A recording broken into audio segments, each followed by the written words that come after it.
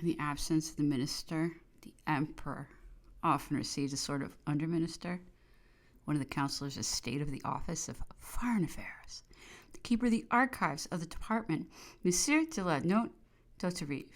D'Autorive had the special mission of throwing light on the present by the past, by maintaining the tradition of French policy and of seeking out precedents.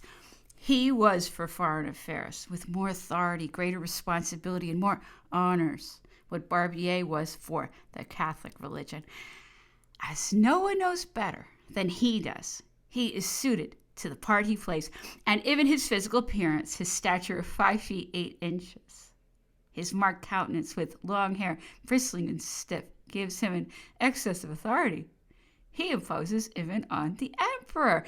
It is related of d'Autorive that one day he brought to the audiences a report about a person of the Faubourg Saint-Germain. A woman's life was in danger, a wife with several children. He begins to read. Emperor gets irritated and interrupts.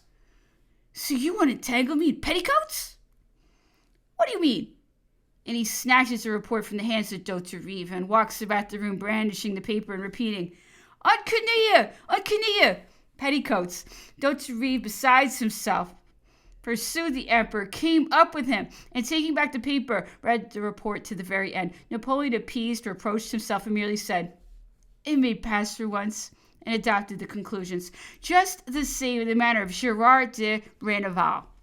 And the question of the privileges of foreign ambassadors, d'Autorive, like an old wild boar, followed his own course, stuck to his views, and Napoleon, convinced, ended by acquiescing in them.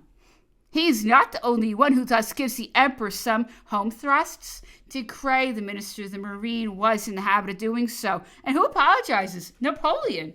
"I regret," writes he, "that you should have lost your temper with me. But in a word, when once the anger is over, nothing of it remains. I hope, therefore, that you will feel no ill will towards me." There is no doubt, then, that in his work, Brain to Brain, those who frankly resisted and supported their own views were not the less welcome, that liberty of discussion was complete, and that far from being offended by criticisms, even strongly expressed, the emperor yielded to arguments and was not obstinate. As to foreign affairs, it is not enough that the minister, the directors, agents coming and returning are received and questioned. When they live at the court of those sovereigns who belong to the family of Napoleon, they supply personal facts and a detailed account of what passes at their court. And their correspondence in that case passes through the hands of the Grand Marshal, who on such questions enjoys the complete confidence of the emperor. Duroc also is always on duty, not being able to repose for an instant or to get out of harness. Every moment the emperor asks for him, for in addition to the direction of the household, on him falls the work of the benevolences of the emperor, part of the work of the imperial guard, a work of police without consulting and counting the missions of all sorts which are entrusted to him. The Minister of the Interior, besides the duties which remain attached to his departments and the enormous charge of the conscription, all the details of which passed under the eyes of Napoleon, had in the early days public worship, public instruction, commerce, public works. But he is assisted by directors general, all of whom work directly with the emperor. Thus Napoleon works with the Director General of Bridges and Roads, with the Director, afterwards a Minister of Public Worship, with the Director of Public Instruction, subsequently the Grand Master of the University, with the Director of the Administration of the Communes, with the Director of Mines, with the Director of the Imperial Printing Office and of the Library. On each of these subjects it would be possible, from his correspondence and his decrees alone, to drop a professional treatise, and his history will only come within the range of study when it has been ascertained how much he was able to do in each of these branches of administration. About the finances, he was not content to ask questions, and with how much detail. Of the two ministers, he sees the Directors General of Registration, of Excise, of the Sinking Fund, of Forests, of Customs. As to the Director General Post, Lavalette, his old aide de camp, he receives him every day. In addition to being means of communication, the posts are news, are secrets of private people and of governments. The dark cabinet, that famous cabinet which every opposition stigmatizes and which every power makes use of. Is that all? No!